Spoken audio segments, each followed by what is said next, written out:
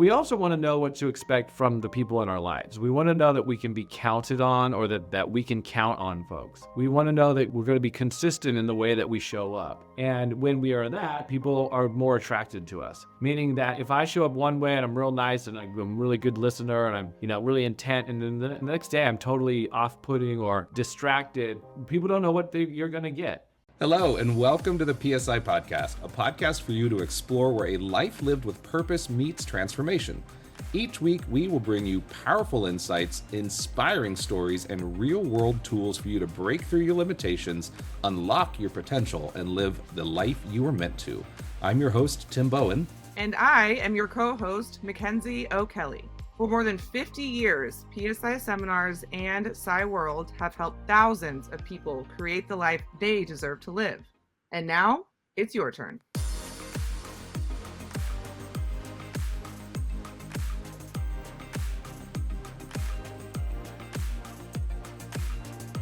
Alrighty, so welcome back to the PSI Podcast. I am Tim, joined by Mackenzie. We're your co-hosts for the PSI Seminars podcast, joined again with Carson Johns, our incredible speaker.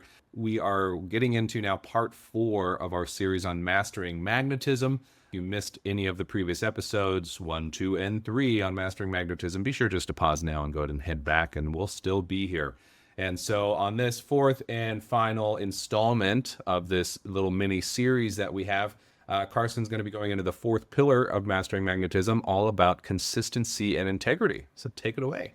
Awesome. Thanks again, guys. Looking forward to this one. So again, the pillars of magnetism, we can talk about a lot of different things. These are the ones that we chose to talk about today. But this 4th and final one around consistency and integrity is really important. And it's important in order to build trust. So human beings in general, we don't like uncertainty. We want to know what is to come. We always want to know the future. That's been the bane of mankind and womankind for the history of the world. But we also want to know what to expect from the people in our lives. We want to know that we can be counted on, or that we can count on folks.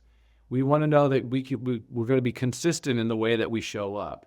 And when we are that, people are more attracted to us. Meaning that if I show up one way and I'm real nice and I'm a really good listener and I'm really intent, and then the next day I'm totally off-putting or distracted, people don't know what you're going to get. And so if you are consistent in the way that you show up, people will believe in you. They're more likely to follow you, depending on what consistency is, because you can be a consistent jerk, and that's not going to probably build your magnetism or attractiveness. But if you show up with that and you're honest and integrous, people go, you know what? I can count on that person. I trust that person. I think trust is the one thing that we are looking for in all of our relationships, is that I can count on this person. They're credible. They're reliable. I can share with them, who I am as a human, my secrets, so to speak. But part of that is making sure that you show up the same way. You do what you say you're going to do. Your words match your actions. I remember an old Tom Wilhite video, co-founder of PSI Seminars, and he in one of his videos says, "Talk is cheap. Even a bird can talk." And I always remembered that one, right? So it's not about talk. It's about talk followed by action. It's about declaring followed by behavior. And so when those two are in alignment, people are more attracted to you. So as you're talking, Carson, Tim, I think you are one of the best examples of this.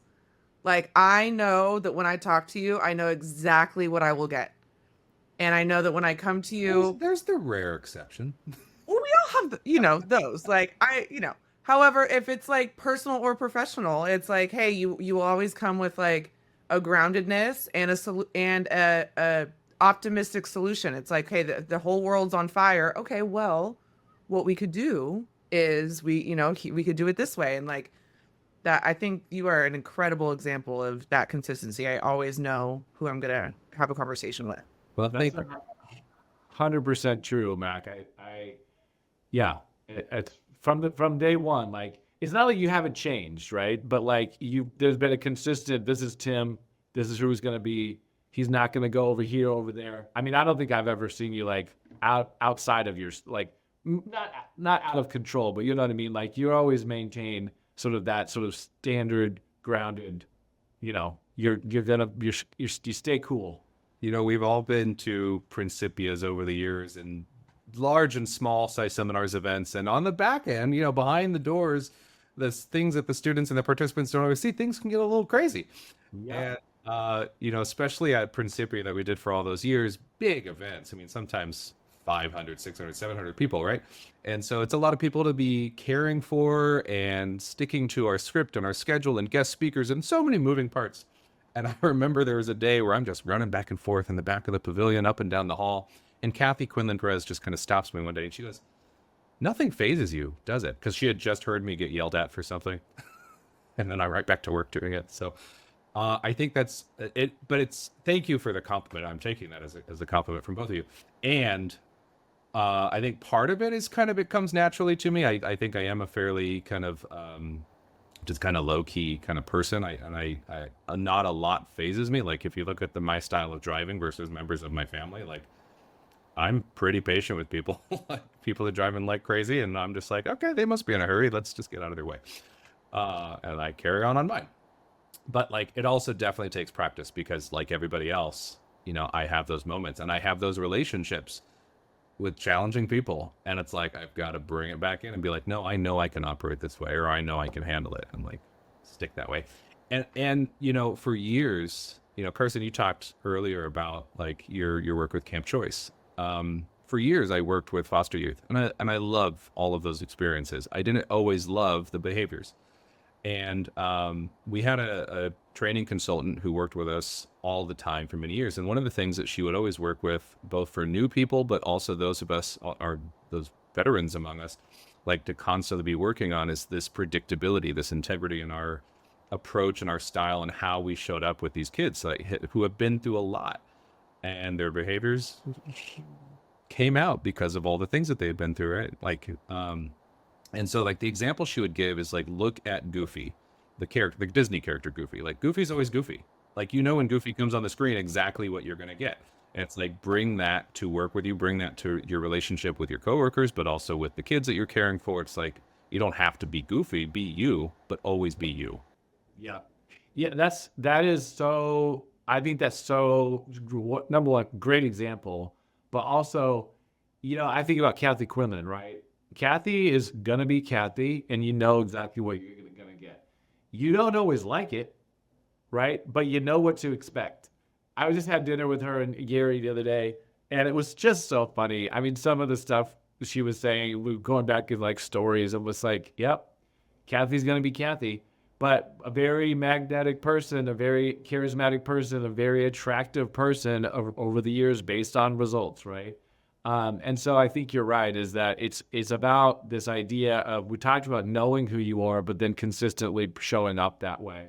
And for sure for kids, it's so important. And for kids that have had troubled paths or have challenging times, it's super important. But, you know, I think about it in terms of all of us are just sort of larger kids with a lot of the same issues and the same problems. I mean, the behaviors that I see in, you know, high-end corporate America, like companies that, you know, you use every single day, and I see the behavior of some of their top leaders.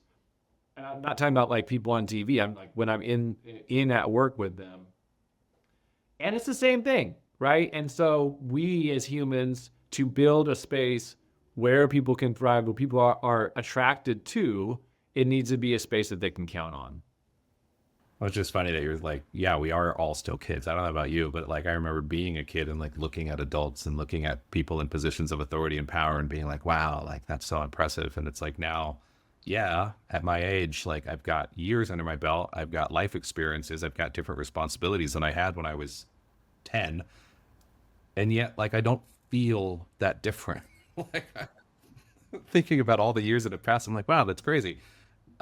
You know, but I'm still that kid. Like, that's still the genuine me. Yeah. Well, and I think like that, you know, we're big kids, and like having people around us that have that consistency, it does reduce suffering in our jobs. Like when I show up to produce a class and it's Kathy, I know I can breathe because I know exactly what I'm going to expect.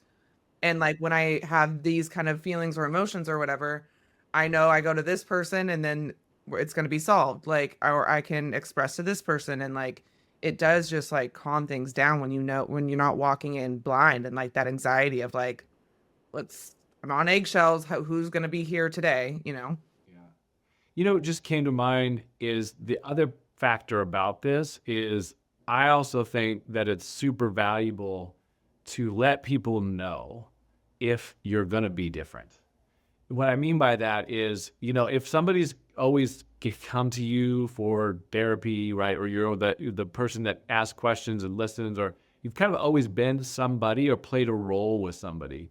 And whether it's on a bad day or something's going on in your life and you just can't be there that way, to not just not be there that way, but to say, kind of to your point, or I don't know if it was the last one we did, Mac, is like, hey, listen, I know that this is how I normally am. I can't give you this right now, but call me tomorrow. Or to forecast what's going on, to let people know what's happening on the inside. And so if you can't show up in the way that you really want to, we had in my family, we had a pretty, Matthew had familiar with this, but we've had some pretty tragic events over the last couple of years. And I will tell you that it's sometimes been really hard for me to show up as the little Carson that everybody knows. And for me to say, listen, hey, like this is what just occurred. And so if I'm not that same guy that you're counting on, these are the reasons why. Now, I don't know that you need to share all of your, trauma and history and past, but for me, it was important to let people know that like part of me is missing right now and it'll come back, but I need you to just bear with me with that versus if I didn't say anything at all and then I'm show up there. People, I say this all the time. People MSUs, you know what MSU stands for? Make shit up. Hey! I was like, good job. Well, Mackenzie, because I'm an appropriate person, I say make stuff up. Or you can say make stories up. Okay? Something up. That's a better version. Yeah. Mackenzie the potty mouthed. Yeah. Well, somebody had to do it. No, but it's true. People make stuff up. That's what we're doing. We're designed to do it as human beings. We make a story. We make meaning out of the things that are happening around us. And if I'm consistent with you and I show up in a certain way, and you come to expect that, and then all of a sudden I don't, what do I end up doing in my brain? Ask, what do we do? Like, what do we come up with? They're mad at me. I've done something. They're blah, blah, blah. They're not going to perform. Like, Yep. yeah. Yep. Well, this reminds me also going back to part 1, the blurs, the blessing and a curse, right? Like, so this has been going on for me recently. Like people can expect kind of like that bubbly, the fun, the emojis, exclamation points, like, all right, like, how are we going to fix it kind of thing. And like, I kid you not, if I don't put like an exclamation point or an emoji in my text, people are like, are you okay? And I'm like, yeah, okay. That blessing and a curse that people expect that from me. And it's like, well, I got to follow up, but like to communicate the why behind if I'm not in that space. I think that is the big difference, instead of just then they're now like, oh God, she's mad at me or something. I was, and it'll come back to me. I will say this just because the similar experience is that, for many years I've showed up for a lot of people in a certain way and been a very supportive human. And like, I kind of don't always want to do that. Right. And so when I don't do that, I have to say, listen, like, it's not about you. I just need to fill my own cup, right? Sometimes. And it's been kind of hard because I do like being that person that is 100% there and in, and that same as me, the fun, bubbly, supportive, friendly. I like being that person, but I don't always have that energy. And Tim, to your point of like getting older, I mean, I feel the same in some ways. My hips don't, but I can say too, though, that like, I don't have as much of the energy all the time that I can give to people in the way that I have sometimes in the past. And so, I just think it's really important to be open and to communicate the things that you need and that are going on underneath the surface, because if we don't communicate, then people are making stuff up about them. And that's still all part of integrity, right? Like it's being truthful to yourself. It's respecting your need for boundaries, whatever your internal, external needs are. Like we can't always be everything for everyone all the time. That is going to ultimately lead us away from this magnetism, this attractiveness, right? Because eventually it's going to wear on me, and I'm going to blow up, or I'm going to melt down, or whatever, and that's going to repel people. Yeah, and you'll get resentful, and then we know what happens when the R's kick in. The 3 R's, that's a thing. It's an inside joke. Not really. Resentment happens, resistance happens, revenge happens, right? One of the basic seminar will tell you all about it. Yeah. You'll get to experience it. Yeah. So I don't know, this whole thing called being alive and doing the life thing and having a human experience is always a journey. It's a puzzle. It's a matrix. It's a challenge. It's up. It's down. It's an adventure. I use this analogy of an adventure or a quest even, and like what happens on a quest? Search for things. What? That's what I was thinking. You're searching for challenges, something. obstacles, Yeah, obstacles, adventure, Adventure. failures, monsters, demons, helpers, etc., etc. Correct. And when we get to the end, we're happy we made it through, right? So I do think that all the stuff we've been talking about is just, it's like the human experience. And when we can be more thoughtful and mindful about it, when we can be more in integrity, it also just feels better as a human, right? To know who you are and to show up in that way. I think we can all be a little bit better and a little bit more attractive. And again, thinking about it in terms of why would I even want to do this? It does take energy to do all these 4 things. It does take time, and it does take thought, and it does take effort. But the reward is so great in so many different ways. And again, it can be a blurse as well, right? Magnetism is a blurse, right? It can be a blessing, it can be a curse. But I will tell you that showing up and doing these things, I don't know, not perfectly, but as much as I have over the course of years, have gotten me really great relationships, has helped me in times of trials and struggle. It helps me with just in general my business for sure, and it will help almost anybody in their business for sure. But I think the biggest thing is around the support that I have when I need it, and so I think it's worth the struggle. It's worth the challenge.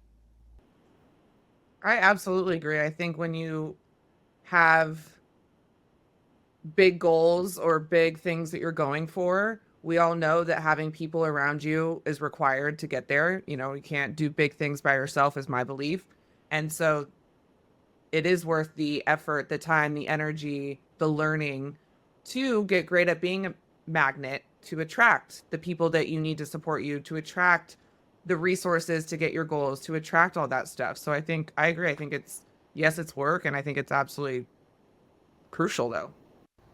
Yeah, I love that because, we've been talking a lot about this like magnetic personality and being attractive to other people. And yet it's just part of the whole circle of life, right? Like everything that we are attracting into our lives. It's not just people. I think that's a great place to end. You want to bring us home, Carson? Just do a quick. I do. I've got two. I got a quote that I want to read, and I've got a final reflection, and then we can close it up. So, quote is: magnetism isn't about being the star in every room. It's about sparking light in others so they want to be around yours. And I really like that one because a lot of what we're thinking about is like, oh, it's me, right? And magnetism isn't about me. It's about how do I light that spark in others, right? And I think that was a cool one. And then the final reflection is, what kind of energy do I want people to remember me once I've left, right? What will people say about me when I leave the room?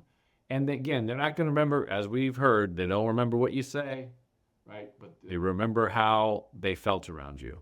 And I think that's the piece that we miss when we think about connection, building a lasting impression, having people drawn to you or want to have more of you to some degree is, how do you feel around them? How do they feel around you?